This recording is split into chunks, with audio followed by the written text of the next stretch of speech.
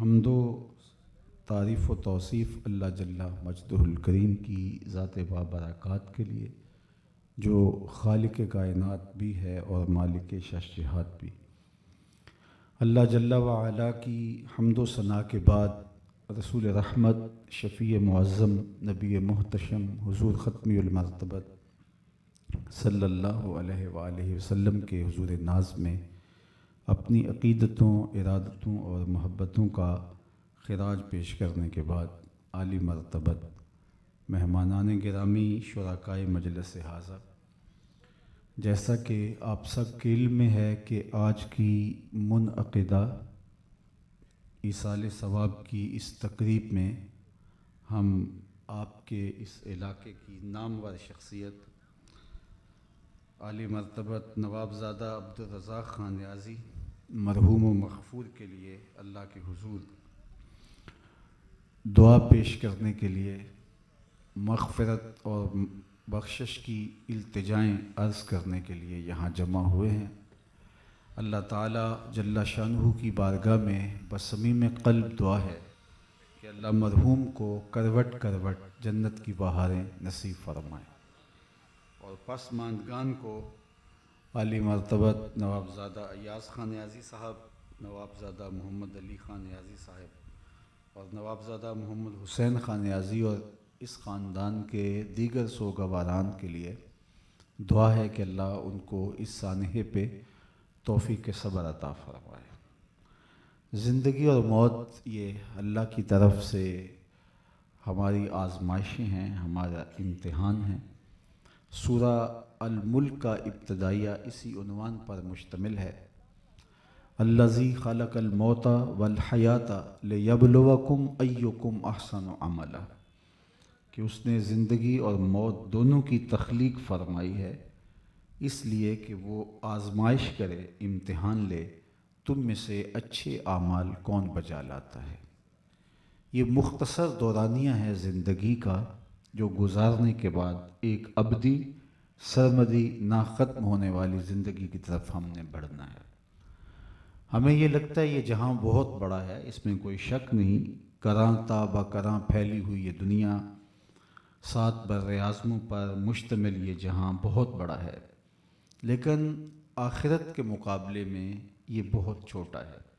اس کی مثال میں عرض کروں کہ جب بچہ شکم مادر میں ہوتا ہے تو بہت تنگ اور تاریک جگہ اس کے لیے ہوتی ہے، اور وہ 3 پردوں میں ملفوف ہوتا ہے، جھلی کا پردہ، رحم کا پردہ اور پیٹ کا پردہ۔ لیکن وہ اس چھوٹے سے جہان کو اتنا بڑا جہان سمجھتا ہے کہ وہ سوچتا ہے کہ اس سے بڑی دنیا بھی کوئی ہو سکتی ہے، لیکن جب وہ اس عالم رنگ و بو میں قدم رکھتا ہے اور اس وسعت معاب زندگی اور دنیا کو دیکھتا ہے تو اب وہ منزل تو بھول گیا ہے، لیکن اسے اگر یاد دلایا جائے تو اسے حیرت ہوگی، کیا میں اس چھوٹے سے جہان کو اتنی بڑی کائنات سمجھتا تھا۔ لیکن اس نے چونکہ یہ جہاں دیکھا نہیں تھا، اس لیے اس کے لیے سب کچھ وہی تھا۔ اور اب ہم یہ جہاں دیکھ رہے ہیں تو وہ جو آنے والا جہاں ہے، جو برزخی زندگی اور اخروی زندگی ہے، تو اس کے بارے میں ہمارا کوئی اندازہ نہیں ہے۔ غیبی علم ہے، اگر کسی کو تیقن کا نور نصیب ہو گیا تو وہ الگ بات ہے، ورنہ قیافے اور اندازوں پر تو انسان یہی سوچتا ہے کہ یہ سب کچھ یہی جہاں ہے۔ اس لیے کچھ لوگوں نے کہا یہ جہاں مٹھا اگلا کس نے ڈٹھا، تو یہ ایک جملہ ہے جو لوگوں کے نفسیات کا خلاصہ ہے۔ بابر بیش کوش کے عالم دوبارہ نیز، کہ جو کچھ لذتیں کشید کرنی ہے، جو کچھ عزتیں کمانی ہیں، جو کچھ زندگی کا تلذذ حاصل کرنا ہے، وہ اسی زندگی سے کر لو، جبکہ یہ آخرت کے لیے ایک مختصر سا دورانیہ ہے۔ حضرت داتا گنج بخش علی حجویری علیہ رحمہ کے مرشد شیخ ابو الفضل علیہ رحمہ فرماتے ہیں، الدنیا یومن ولنا فیہا صومن، دنیا ایک دن ہے اور ہم روزہ رکھ کے گزار رہے ہیں۔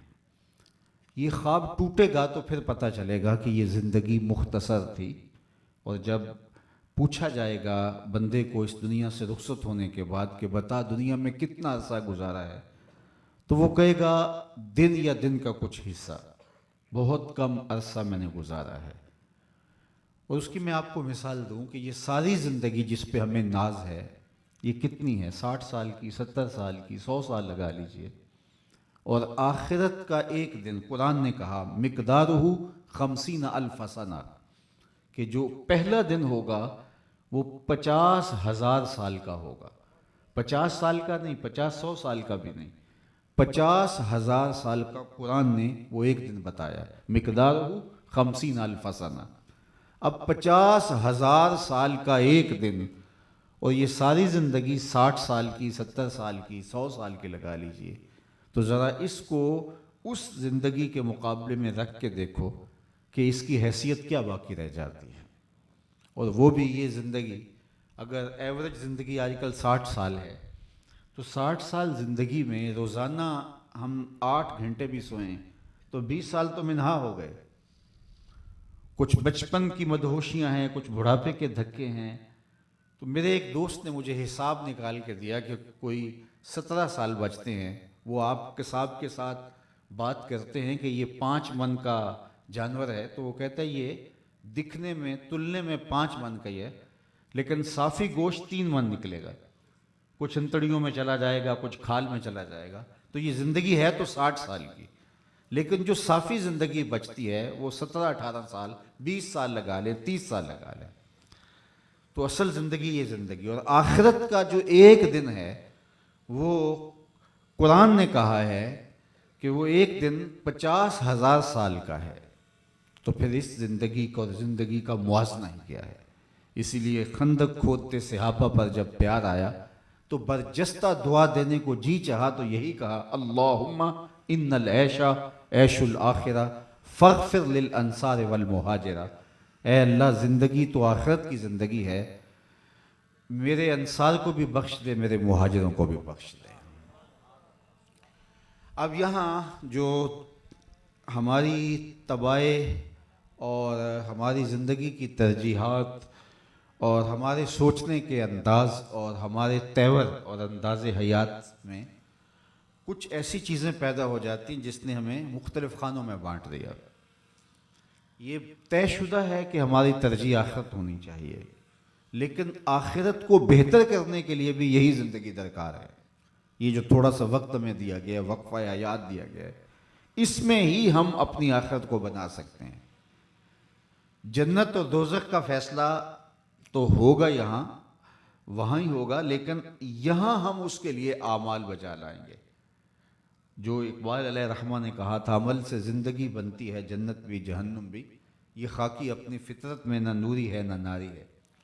تو ہم تو جب پیدا ہوئے تھے تو ہمارے تو دامن پر کوئی داغ نہیں تھا، کوئی گناہ نہیں تھا، کوئی دھبا نہیں تھا، شکم مادر سے بالکل ستھرے پیدا ہوئے تھے، ہمارا باطن ستھرا تھا۔ ہم نے خود آ کے اس چادر کو میلا کیا ہے۔ میاں صاحب نے اپنے لہجے میں کہا تھا کہ چٹی چادر پھمنا والی داغ نہ لاویں جڑیاں، پھر نہ آکھیں حشر دہاڑے حال ربا کی بنیا۔ تو یہ تو سفید چادر تھی، اس پہ کوئی ایک داغ تو ہم نے لگائے ہیں، اس کو داغدار کر دیا ہے۔ اب اس کو اجلا ہم رکھتے ہیں یا اس کو داغدار کر دیتے ہیں، یہ ہمارا یہ تھوڑا سا جو دورانیہ ہے 18 20 30 سال جو ہے اس کو سنبھال کے ہم نے گزارنا ہے۔ اگر وہ گزار لیا تو کامیاب ہیں، سرخرو ہیں، اور یہ آخرت مرتب ہوگی ہماری اس مختصر زندگی پر۔ تو حضرت داتا صاحب کے مرشد نے کہا ہم تو روزہ رکھ کے گزار رہے ہیں، جس طرح روزے میں انسان بہت ساری چیزوں سے احتیاط کرتا ہے تاکہ میں افطار کے لمحوں تک پہنچ جاؤں۔ تو اب مجھے اور آپ کو اس مختصر زندگی کو کیسے گزارنا ہے؟ ہماری یہ زندگی، اس کا ایک ایک لمحہ قیمتی ہے۔ یہ جو تصور کہ آخرت کو بہتر کرنے کے لیے ترک دنیا کرنا پڑتا ہے، یہ رہبانیت یہود و نصارہ نے گھڑ لی ہے، مسلمانوں میں یہ نہیں ہے۔ یہ زندگی بھی خوبصورت ہو، وہ زندگی بھی خوبصورت ہو، اس کی خوبصورتی کی وجہ ہی اس خوبصورتی کی ضمانت ہوگی۔ اس لیے ہم نے اس زندگی کو بھی بہتر بنانا ہے۔ یہاں ہم ذلیل ہونے کے لیے نہیں آئے۔ اللہ تعالیٰ آسودگی دے، برکت دے، عزت دے، آبرو دے، اور ہر طرح کی خیر ہماری جھولی میں ڈالے۔ اللہ کے محبوب علیہ السلام نے ایک صحابی کو دیکھا، فرمایا کہ وہ چوزے کی طرح کمزور تھا۔ یہ اس کی کمزوری کو مبالغے کے طور پہ بیان کیا گیا ہے۔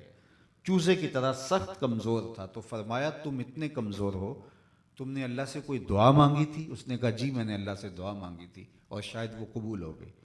کیا دعا مانگی تھی؟ کہا میں نے کہا تھا مالک آخرت کے حصے کے دکھ بھی دنیا میں ڈال دے تاکہ میری آخرت صاف ہو جائے۔ تو بہت بیماریاں، تکلیفیں، آلام، مصائب انہوں نے مجھے توڑ کے رکھ دیا۔ تو بظاہر تو یہ بڑی اچھی بات ہے، آپ نے بھی سبحان اللہ کہا، لیکن اللہ کے محبوب اس پہ خوش نہیں ہوئے بلکہ ناراض ہوئے اور فرمایا تم نے یہ کیوں کہا کہ آخرت کے حصے کے دکھ بھی دنیا میں ڈال دے؟ تو نے یہ کیوں نہیں کہا ربنا آتنا فی الدنیا حسنۃ وفی الآخرۃ حسنۃ، اللہ میرا یہ جہاں بھی بہتر کر دے، میرا وہ جہاں بھی بہتر کر دے۔ تو یہاں ذلیل ہونا تھوڑے آئے ہیں، یہاں بھی عزت ملے، یہاں بھی آبرو ملے، یہاں بھی وقار اور ٹھاٹھ کی زندگی ہو، لیکن ترجیح ہماری آخرت، لیکن ہم نے ترجیح دنیا بنا لی۔ سورہ الاعلیٰ کا مضمون دیکھیے، بل تؤثرون الحیات الدنیا والآخرۃ خیر وابقیٰ، فرمایا تم دنیا کی زندگی کو ترجیح دیتے ہو، حالانکہ تمہاری ترجیح آخرت ہونی چاہیے تھی، لیکن تمہاری ترجیح دنیا کی زندگی ہے۔ والآخرۃ خیر وابقیٰ، حالانکہ وہ زندگی جو ابھی شروع نہیں ہوئی اور شروع ہوگی وہ دائمی ہے اور نہ ختم ہونے والی ہے۔ یہ تو عارضی ہے، یہ تو 60-70 سال 100 سال بھی جئیں گے پھر بھی آخر موت ہے، لیکن وہ زندگی ہے کہ وہاں موت نہیں ہے۔ حتیٰ کہ جنتی جنت میں جا کر کے ایک ہی خدشے میں ہوں گے کہیں موت نہ آ جائے اور یہ لذات چھن نہ جائیں، اور جہنمی جہنم میں جا کے ایک موہوم سی امید پر ہوں گے کہیں موت آ جائے تو جان چھوٹ جائے۔ تو پھر مینڈے کی شکل میں موت کو لایا جائے گا، بخاری میں روایت ہے، باقی کتب حدیث میں بھی، کہ جنتی جنت سے اور جہنمی جہنم سے دیکھ رہے ہوں گے اور موت کو ذبح کر دیا جائے گا، اور جنتی پھر اتنے خوش ہو جائیں گے کہ اب تو موت کو بھی موت آ گئی، اگر موت کو موت نہ آئی ہوتی تو یہ خوشی سے مر جاتے، اور جہنمی اتنے دکھی ہوں گے کہ اگر موت کو موت نہ آئی ہوتی تو یہ صدمے سے مر جاتے، لیکن موت کو اب موت آ چکی، اب ایسی زندگی شروع ہوئی ہے جس کا نقطہ اختتام ہی نہیں ہے۔ یہ زندگی تو جیسی بھی ہو، اچھی ہو یا بری، بالآخر کٹ ہی جائے گی۔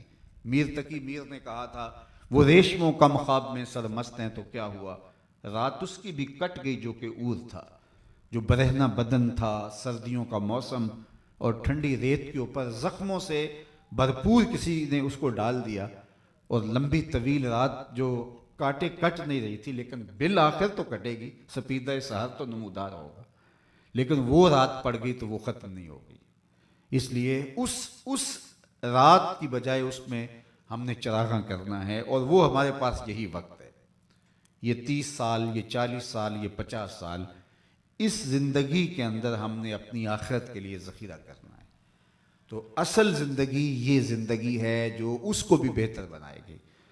تو جس نے سمجھ لیا یہ نکتہ اور اپنی زندگی کو اللہ اور اس کے رسول کی راہ پہ ڈال دیا، کسی سے ظلم نہیں کیا، کسی سے زیادتی نہیں کی، اللہ کے حکام کو مانا، تقوی کی بڑی خوبصورت تشریح کی گئی ہے۔ تقوی کیا ہے؟ جہاں تمہارا رب تمہیں دیکھنا چاہے تم وہاں پائے جاؤ، اور جہاں تمہارا رب تمہیں نہ دیکھنا چاہے تم نہ پائے جاؤ، یہ تقوی ہے۔ اب مجھے اور آپ کو پتہ ہے کہ ہمارا رب ہمیں کہاں نہیں دیکھنا چاہتا، اور ہمیں یہ بھی پتہ ہے ہمارا رب ہمیں کہاں دیکھنا چاہتا ہے۔ ایک تو یہ ہے کہ ہمیں کوئی بتائے، تفصیلات شرعیہ ہمارے سامنے آئیں، لیکن اللہ تعالیٰ نے فَأَلْهَمَهَا فُجُورَهَا وَتَقْوَاهَا، قرآن نے کہا کہ ہم نے تمہاری فطرت کے اندر بھی رکھ دیا ہے اچھائی کیا اور برائی کیا۔ حضور کی مجلس لگی تھی، ہجوم عاشقہ تھا، ایک صحابی تھے جن کا نام تھا وابصہ بن معبد رضی اللہ تعالیٰ عنہ، وہ حضور کو ملنے آئے لیکن پیچھے بیٹھ کے، ظاہر مجلس کا ہجوم ہے، جہاں جگہ ملے وہاں بیٹھنا ہوتا ہے تو وہاں پیچھے بیٹھ گئے، لیکن حضور نے فرمایا ادنو یا وابصہ، وابصہ دور بیٹھ گئے ہو، نیڑے آ جاؤ۔ تو حضرت وابصہ اٹھے اور قریب آ گئے، لیکن حضور نے فرمایا اور نیڑے آ جاؤ۔ حضرت وابصہ اور نیڑے آ گئے، تیسری مرتبہ فرمایا وابصہ اور قریب آ جاؤ۔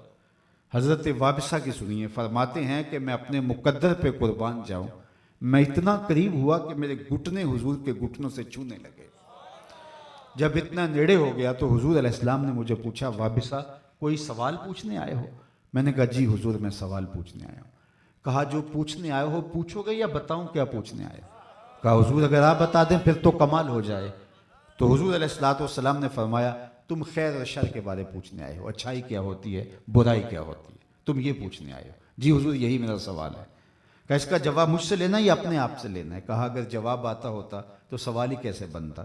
تو یہ 3 انگلیاں حضور نے جوڑی، فَضَرَبَ عَلَى صَدْرِهِ فَقَالَ اسْتَفْتِ قَلْبَكَ، حضور نے یہاں سینے پہ 3 انگلیاں جوڑ کے ماری، کہا یہ اندر مفتی بیٹھا ہوا ہے، یہی بتا دے گا خیر کیا ہے اور یہی بتا دے گا شر کیا ہے۔ تو مجھے بھی پتا ہے، آپ کو بھی پتا ہے اچھائی کیا ہے، برائی کیا ہے، اندر ضمیر رکھا ہوا ہے۔ جب دیوار رکھتے ہوئے ہم سائے کی 2 انچ بھی دبانے لگتے ہیں تو اندر گھنٹیاں بجتی ہیں کہ تم غلط کر رہے ہو۔ جب نظر بھٹکتی ہے تو اندر سے آواز آ رہی ہوتی ہے تم غلط جا رہے ہو۔ جب اذان کے باوجود ہم مسجد کی طرف رخ نہیں کر رہے ہوتے تو اندر سے آواز آ رہی ہوتی ہے کہ تم غلط چل رہے ہو۔ تو اللہ نے شر اور خیر کی پہچان کی معرفت ہمارے اندر رکھی ہے اور اندر ضمیر رکھا ہے، دل رکھا ہے۔ سب سے بڑا مفتی یہ ہے۔ اقبال نے کہا تھا اپنے دل سے پوچھ، ملا سے نہ پوچھ، یہ دل ہی بتا دے گا کہ اچھائی کیا ہے، دل ہی بتا دے گا برائی کیا ہے۔ تو یہ تھوڑی سی زندگی جو اللہ نے ہمیں عطا کی، ہم آج اس مالک کی دہلیز پہ آ جائیں، کل تو آنا ہی آنا ہے۔ پھر جو لوگ اٹھا کے لے کے آئیں گے، اچھا نہیں اپنے قدموں سے چل کے آ جائیں۔ پھر جو منہ چھپا کے جاتے پھریں گے، اچھا نہیں اپنے کھلے منہ سے اس کی چوکھٹ پہ چلے جائیں۔ یا ایھا الانسان ما غرک بربک الکریم، اے انسان تجھے کریم رب کی دہلیز سے کس نے دور کر دیا ہے؟ تو بھاگ تو سکتا نہیں ہے، فرار کا راستہ تو ہے نہیں، تو آئے گا تو صحیح اس کی چوکھٹ پہ، لیکن پھر لوگ جب اٹھا کے لے آئیں گے کیا آنا ہوا؟ بہتر ہے کہ تو اپنے قدموں سے چل کے اس کی دہلیز پہ، اس کی چوکھٹ پہ آ جائے۔ ما غرک بربک الکریم، تجھے کریم رب کی چوکھٹ سے کس نے مغرور میں کر دیا؟ دولت نے، حسن نے، جوانی نے، اقتدار نے، بتا تیرے ساتھ مستقل کون سی چیز ہے جو تیرے ساتھ زندگی میں جڑی رہے؟ ما غرک بربک الکریم، اے انسان وہ کون سی چیز ہے جس نے تجھے مغرور کر دیا، مالک کی چوکھٹ سے ہٹا دیا؟ اللہ اکبر۔ یہ کون کہہ رہا ہے؟ یہ تمہارا رب کہہ رہا ہے۔ اللہ اکبر۔ تمہارا رب تمہیں پکار پکار کے کہہ رہا ہے اس چیز کا نام تو بتا۔ وہ دولت ہے، وہ حسن ہے، وہ جوانی ہے، وہ اقتدار ہے جس نے مالک کی دہلیز سے تجھے ہٹا دیا۔ اللہ اکبر۔ تو یہ ہے مالک کی دہلیز پر بندے کا آنا، اور وہ خود پکار پکار کے کہہ رہا ہے۔ اچھا پھر آگے دیکھیے، الذی خلقک کا، دیکھ تیرا اور میرا رشتہ کیا ہے کہ میں تیرا خالق لگتا ہوں۔ یعنی رشتہ کتنا گوڑا ہے تیرا رب کے ساتھ۔ ماں کا اور بیٹے کا جو رشتہ ہے، اولاد کا اور ماں کا جو رشتہ ہے، دنیا کے کسی ترازو پر ماں کے پیار کو تولا جا سکتا ہے؟ آج کل یہ سڑکوں کے کناروں پر بڑے بڑے ترازو نصب کر دیے گئے ہیں جہاں پورا کنٹینر سامان سمیت تول لیا جاتا ہے، لیکن میں کہتا ہوں آج تک کوئی ایسا ترازو ایجاد نہیں ہوا جس پر ماں کے پیار کو بھی تولا جا سکے۔ اللہ نے اس کے سینے میں وہ محبت، وہ درد، وہ درک، وہ الفت کا ایک جہاں آباد کر دیا ہے کہ وہ بس ایک انوکھا ہی باب ہے۔ ماں جب بولتی ہے تو اس کے لہجے میں جبریل بولتا ہے، ماں جب مسکراتی ہے تو لگتا ہے جنت کی ساری کلیاں کھل اٹھی ہیں۔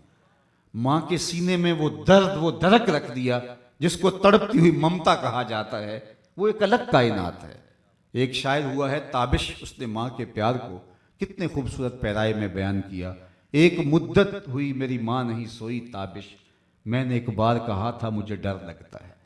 کہ ایک بار میرے منہ سے نکلا تھا امی مجھے رات کو ڈر لگتا ہے، میں بوڑھا بھی ہو گیا ہوں، میری ماں اب بھی رات جاگتی ہے میرے بیٹے کو کہیں ڈر نہ لگ جائے۔ یہ ماں کے پیار کا رنگ ہے، یہ ماں کے پیار کا روپ ہے۔ مجھے بتائیے ماں اولاد سے اتنا پیار کیوں کرتی ہے؟ دکھ جھیل لیتی ہے، تکلیفیں سہ لیتی ہے۔ غریب مائیں تو لوگوں کے گھروں کے برتن مانج لیتی ہیں اپنی اولاد کا پیٹ پالنے کے لیے۔ شہر میں آ کر پڑھنے والوں بھول گئے ہو کس کی ماں نے کتنا زیور بیچا ہے۔ مائیں کتنے دکھوں سے گزرتی ہیں اولاد کا پیٹ پالنے کے لیے۔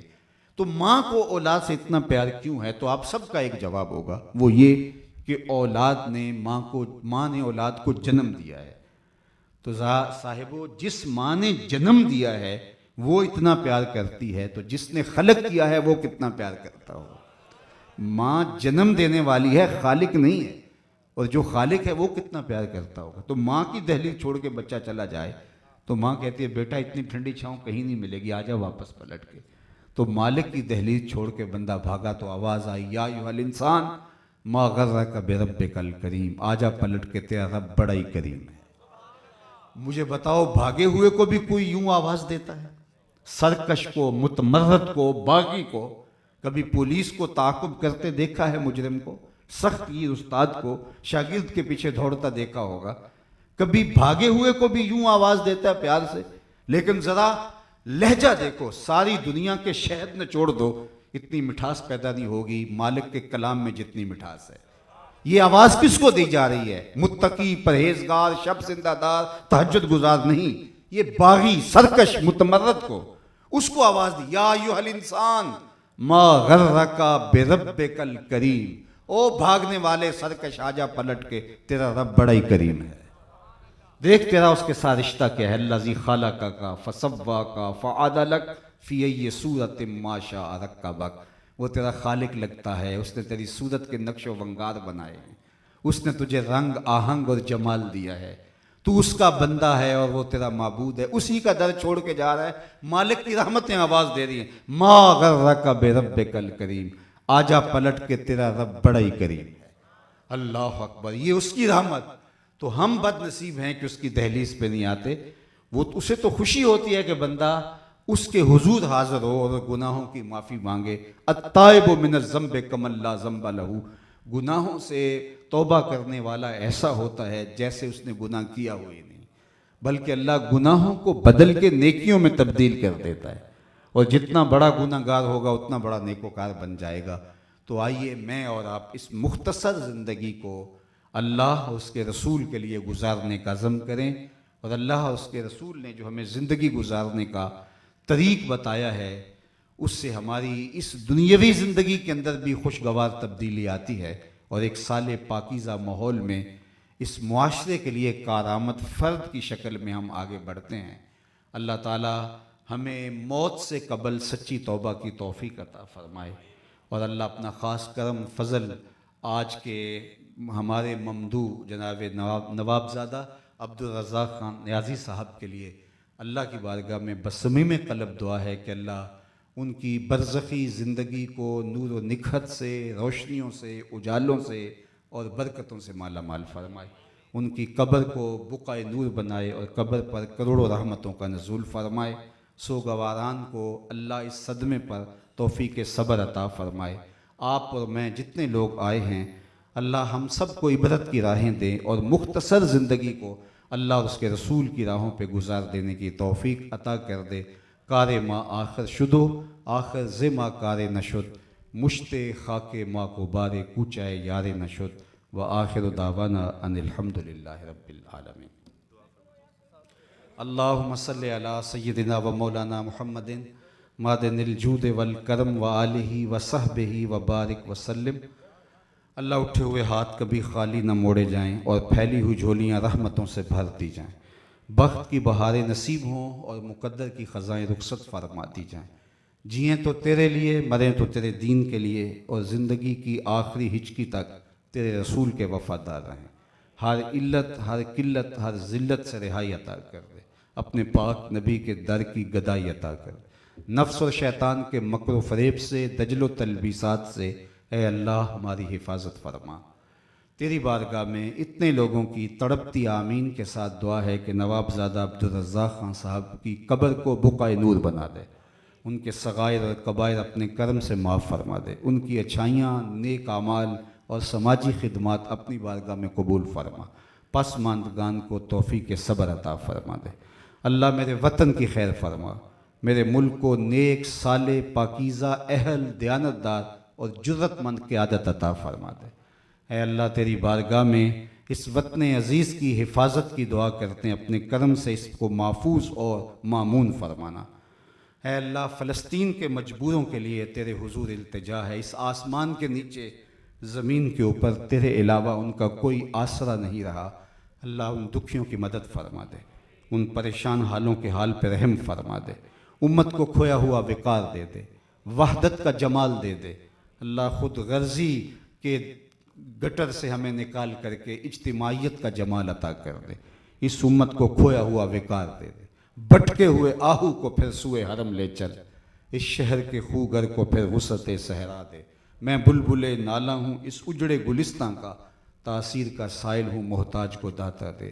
اللہم اید الاسلام والمسلمین، اللہم اعز الاسلام والمسلمین، اللہم اغفر ذنوبنا واستر عیوبنا وقلب قلوبنا ونور قبورنا وسہل مرادنا ویسر امورنا، اللہم اغفر لنا ولوالدینا ولمشائخنا ولاساتذتنا ولتلامذتنا ولمن لہ حق علینا ولجمیع امت سید الانبیاء والمرسلین، وصلی اللہ تعالی علی النبی الامین وعلی آلہ واصحابہ اجمعین برحمتک۔